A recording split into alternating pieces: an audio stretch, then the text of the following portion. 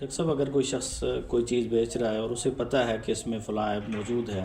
لیکن خریدنے والے کو وہ نہیں بتاتا، اور خریدنے والا اس چیز کو خرید لیتا ہے صحیح سمجھ کر کہ اس میں کوئی عیب نہیں ہے، بعد میں اسے پتہ چلتا ہے کہ اس چیز کے اندر یہ عیب موجود تھا اور جب میں نے خریدی اس سے پہلے کا موجود تھا، تو کیا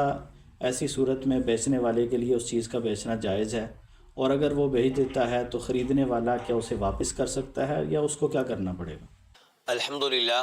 والصلاة والسلام علی رسول اللہ، اما بعد۔ کسی مسلمان کے لیے جائز نہیں ہے کہ وہ کسی چیز کو بیچے جبکہ اس میں ایسا عیب موجود ہو جو اس چیز کی قیمت پہ اثر انداز ہوگا، یا اتنا بڑا عیب ہے جس کی وجہ سے اس چیز کے جو فوائد ہیں، اس چیز کی جو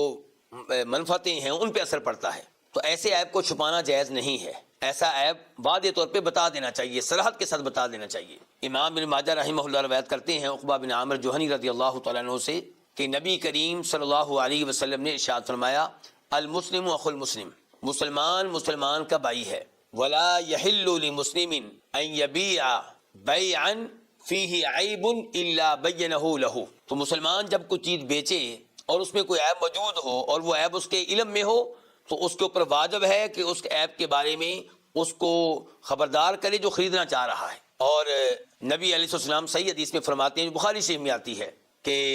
مسلمان دوسرے مسلمان سے جب بیع کرے تو بائع اور مشتری اگر سچائی سے کام لیتے ہیں اور جو عیب وغیرہ ہیں واضح طور پہ بتا دیتے ہیں تو اللہ تعالیٰ اس بیع میں برکتیں ڈالے گا، اور اگر وہ جھوٹ سے کام لیتے ہیں، چھپاتے ہیں ان عیوب کو جو عیوب اس سامان میں پائے جا رہے ہیں جس کی بیع ہو رہی ہے،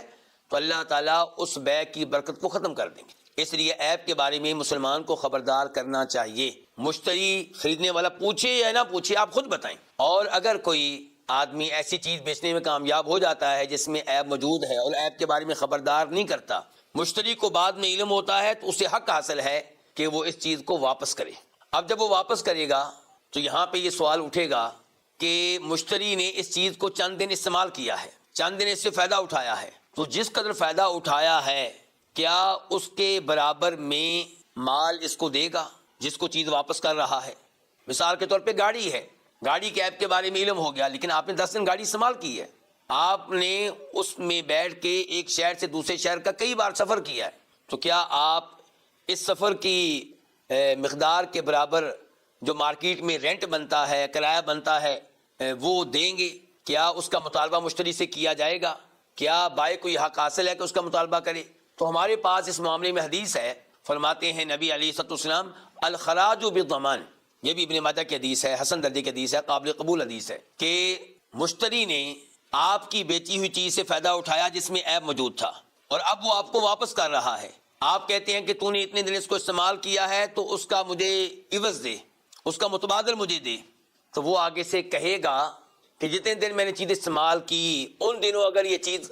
چوری ہو جاتی، اس کو آگ لگ جاتی، یہ ضائع ہو جاتی، تو ذمہ دار کون تھا؟ میں ذمہ دار تھا۔ تو اگر میں نے فائدہ اٹھایا ہے تو نقصان کا ذمہ دار بھی ان دنوں میں تھا۔ تو اللہ کے نبی صلی اللہ علیہ وسلم فرماتے ہیں الخراج بالضمان، اس کا مطلب یہ ہے کہ مشتری سے یہ چیز چند دن استعمال کرنے کے عوض کوئی تاوان نہیں لیا جائے گا، کوئی مال نہیں لیا جائے گا، اور آپ خود ذمہ دار ہیں کہ آپ نے جانتے بوجھتے وہ چیز بیچی ہے جس میں عیب موجود تھا۔ ڈاکٹر صاحب، آپ نے ذکر کیا کہ اگر کوئی گاڑی مثال کے طور پہ لیتا ہے تو عیب کی صورت میں جو فائدہ اٹھایا گیا ہے وہ اس کو واپس نہیں کرے گا، کیونکہ حدیث میں آتا ہے کہ اگر کوئی ایسا جانور خریدتا ہے جس کا دودھ روکا گیا ہے تو وہ کھجور اس کو دے گا، تو اس کا کیا معاملہ ہے؟ جہاں تک تعلق ہے اس جانور کا جسے بیچا گیا، اور بیچنے سے پہلے بائع نے، بیچنے والے نے اس کا دودھ روک کر رکھا تاکہ خریدنے والا مشتری یہ سمجھے کہ یہ جانور بہت دودھ دینے والا ہے، تو یہاں پہ مشتری کو اختیار ہے کہ وہ اس جانور کو واپس کر سکتا ہے، بیع کو کینسل کر سکتا ہے، لیکن شرط یہ ہے کہ 3 دن کے اندر اندر یہ فیصلہ کرے، اور ساتھ جانور واپس کرنے کے ساتھ ساتھ 1 سا کھجوریں بھی دے گا، تقریباً 2.5 کلو کھجوریں بھی دے گا۔ کس کو؟ بائع کو۔ یہ کھجوریں کیوں دی جائیں گی؟ اس لیے کہ اللہ کے نبی علیہ السلام نے فرمایا ہے۔ ہم یہ نہیں کہتے کہ یہ دودھ کا عوض ہیں، یہ دودھ کا متبادل ہیں، لیکن اللہ کے نبی نے فرمایا ہے تو اس لیے کھجوریں بھی واپس دی جائیں گی، اور اس کے پیچھے کئی حکمتیں ہیں، کئی حکمتیں ہمارے ذہنوں میں آتی ہیں، اور کئی حکمتیں ایسی ہوں گی جو ہمارے ذہنوں میں نہیں آتی۔ مثال کے طور پہ یہ آدمی چند دن اس جانور کا دودھ پیتا رہا تو اس سے بائع کو نقصان ہوا ہے، اگرچہ اس نے دھوکہ دیا ہے لیکن بہرحال اسے نقصان ہوا ہے، تو شریعت نے کہا کہ 1 سا کھجوریں واپس دی جائیں تاکہ اس کا جو دل ٹوٹا ہے، اس کا جو نقصان ہوا ہے، اس کا کچھ نہ کچھ ازالہ ہو جائے۔ اور یہاں پہ علماء کرام نے یہ بھی بتایا ہے کہ شریعت کہتی ہے 1 سا کھجوریں دی جائیں۔ اگر بائع اور مشتری کسی اور چیز پہ راضی ہو جاتے ہیں، اتفاق کر لیتے ہیں، تو شریعت کو اس پہ بھی کوئی اعتراض نہیں ہے۔ مثال کے طور پہ بائع کہتا ہے کہ بس ٹھیک ہے مجھے کھجوریں نہیں چاہیے، تو ٹھیک ہے۔ یا مشتری کہتا ہے کہ میں کھجوروں کی جگہ پہ میں تمہیں 5000 روپیہ دے رہا ہوں، کھجوروں کی جگہ پہ میں تمہیں 10,000 روپیہ دے رہا ہوں، اور وہ بائع اس کو قبول کر لیتا ہے، تو اس میں بھی انشاءاللہ کوئی مضائقہ نہیں ہے۔ واللہ تعالی اعلم۔